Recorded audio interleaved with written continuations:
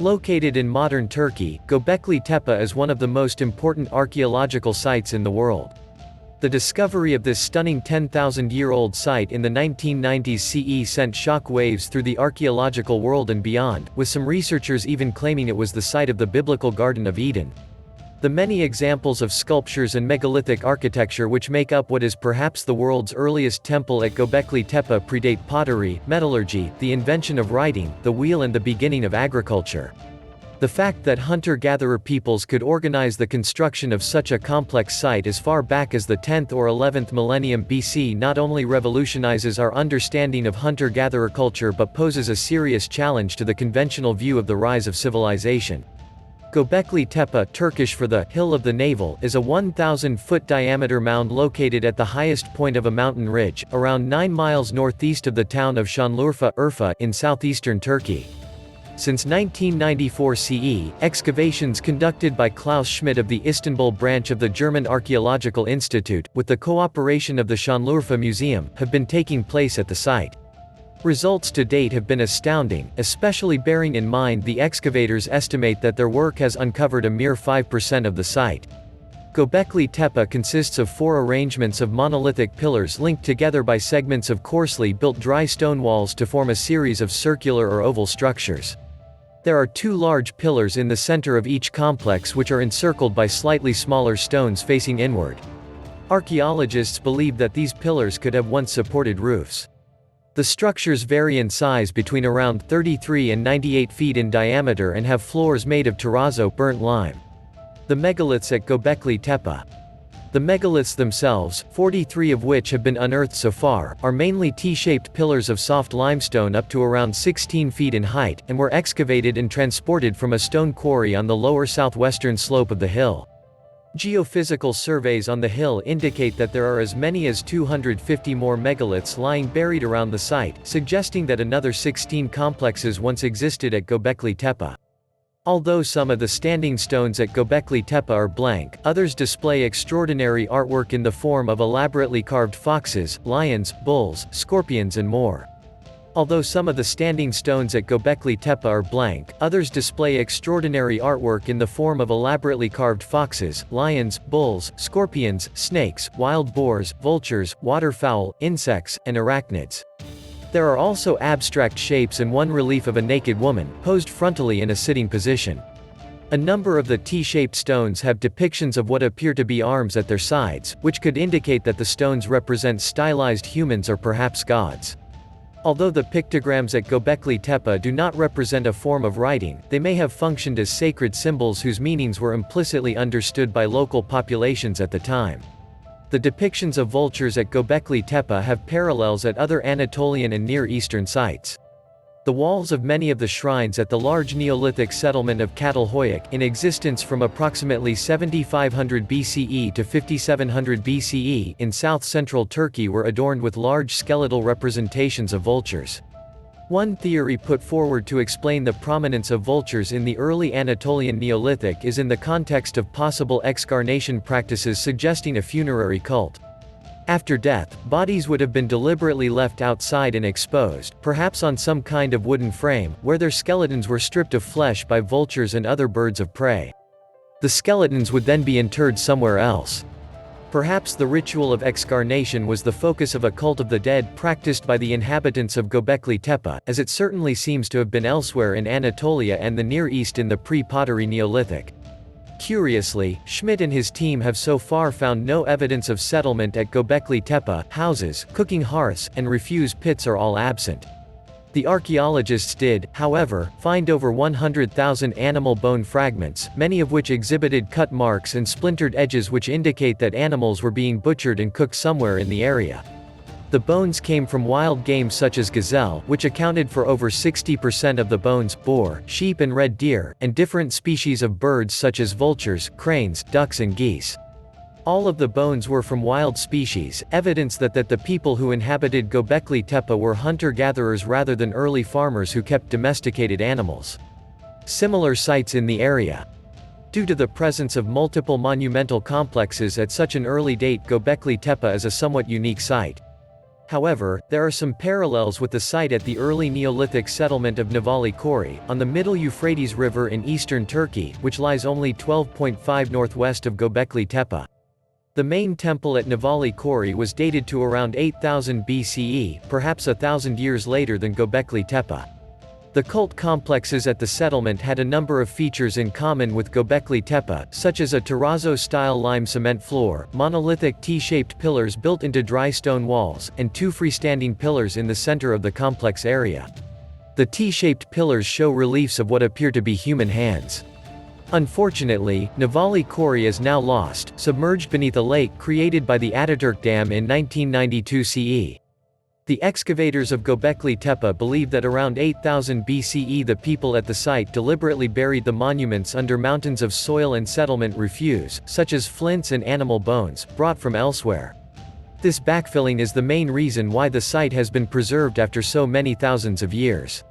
Why the inhabitants of Gobekli Tepe abandoned the site is not clearly understood, though the monuments had obviously lost their relevance, which may have had some connection with the new way of life which accompanied the development of agriculture and animal husbandry which occurred around this time. We know from typological dating of stone tools and radiocarbon dates that the final building phase at Gobekli Tepe dates to c. 8000 BCE. However, the date of its very earliest occupation is far from clear. Nevertheless, radiocarbon dates from charcoal for the most recent part of the earliest layer, stratum 3, at the site center around 9000 BCE. Klaus Schmidt and his team estimate that Gobekli Tepe's stone monuments are about this age, though the structures have not been directly dated themselves. From the available evidence, the site's excavators estimate Gobekli Tepe's beginnings at 11,000 BCE or earlier, which is incredibly early for such a complex set of monuments. An organized society. The planning and building of such a site as Gobekli Tepe would have required a degree of organization and resources hitherto unknown in hunter-gatherer societies. Schmidt has made the intriguing suggestion that rather than building temples and other religious structures after they had learned to farm and live in settled communities, the hunter-gatherers of the area first constructed megalithic sites like Gobekli Tepe and thus laid the foundation for the later development of complex societies. Indeed, investigations of other sites surrounding Gobekli Tepe has revealed a prehistoric village just 20 miles away where evidence of the world's oldest domesticated strains of wheat has been recovered. According to radiocarbon dates, agriculture developed in the area around 10,500 years ago, just a few hundred years after the construction of Gobekli Tepe. Other sites in the region show evidence for the domestication of sheep, cattle and pigs, animals 1,000 years after Gobekli Tepe's monuments were erected. All this evidence suggests that the area around Gobekli Tepe was at the forefront of the agricultural revolution. Perhaps the most elusive aspect of the megalithic structures at Gobekli Tepe is their function. Why did hunter-gatherers construct such elaborate monuments? In Schmidt's opinion, the site was an important location for a cult of the dead, and although no definite burials have been discovered so far, he believes they will be found underneath the floors of the circular monuments. In the absence of houses or domestic buildings of any sort in the area, Schmidt sees Gobekli Tepe as akin to a pilgrimage destination which attracted worshippers from as far away as 100 miles. Indeed, the vast amount of animal bone discovered at the site certainly suggests that ritual feasting and even sacrifice regularly took place here. There is perhaps a parallel here with the much later site at Durrington Walls, close to Stonehenge, in Wiltshire, England. Dating to around 2600 BCE, Durrington Walls was a huge ritual timber circle where enormous amounts of animal bone, mainly pigs and cattle, were discovered, which suggested to its excavator Professor Mike Parker Pearson that ritual feasting was an important feature of the site. Intriguingly, in recent excavations at Gobekli Tepe, Schmidt's team have uncovered pieces of human bones in soils which came from the niches behind the stone pillars at the site. Schmidt believes the bones show that corpses were brought into the ritual areas demarcated by the engraved T-shaped stone, where they were then laid out and left to be stripped of their soft tissue by wild animals. Such activity would Gobekli Tepe both a cemetery and a center of a regional death cult. The Garden of Eden. It is difficult to believe that the barren semi-desert where Gobekli Tepe is located was once a region of green meadows, woods, and fields of wild barley and wheat. The area would also have been thronging with vast herds of gazelle, flocks of geese and ducks. Indeed, the animal and plant remains indicate such a rich and idyllic scene that Gobekli Tepe has been linked with the biblical story of the Garden of Eden. For those who take the story as a literal truth, the biblical location of Eden, at a point where 4 rivers descend, has been interpreted as within the Fertile Crescent. The ancient Fertile Crescent is defined as an agriculturally rich region in Western Asia which consists of present-day Iraq, Syria, Lebanon, Israel, Kuwait, Jordan, southeastern Turkey and west and southwestern Iran. The 4 rivers of the biblical Eden include the Tigris and Euphrates, and believers in the connection between the two sites, such as the author David Rohl, point out that Gobekli Tepe lies between both of these. The Book of Genesis also states that Eden is ringed by mountains, as is Gobekli Tepe. Other researchers believe that the Eden narrative in the Bible could be better interpreted as an allegory for the transition from a hunter-gatherer lifestyle to agriculture, though biblical accounts were recorded millennia after this transition took place. Interestingly, it is Klaus Schmidt's opinion that the shift from hunting to farming in the area brought about the decline of Gobekli Tepe. With the intense work required for agricultural societies to succeed, there was no longer the time or perhaps the need for the monuments of Gobekli Tepe. In the surrounding area, trees were chopped down, soils became exhausted and the landscape was gradually transformed into the arid wilderness we see today. Unfortunately, as the fame of Gobekli Tepe has spread, art thieves and illegal antiquity dealers have been alerted. Around the end of September 2010 CE, a 1.3-foot-high, T-shaped stele decorated with a human head and an animal figure was stolen from the site. Since the theft, security at the site has been improved by installing a locking gate and a camera system. Hopefully this will be enough to deter future thieves.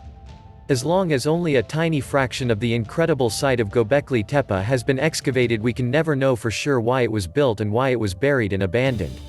Future work at the site will undoubtedly cast further light not only on these enigmas, but on our understanding of a critical stage in the development of human societies. One thing is certain, Gobekli Tepe has many more fascinating secrets to reveal.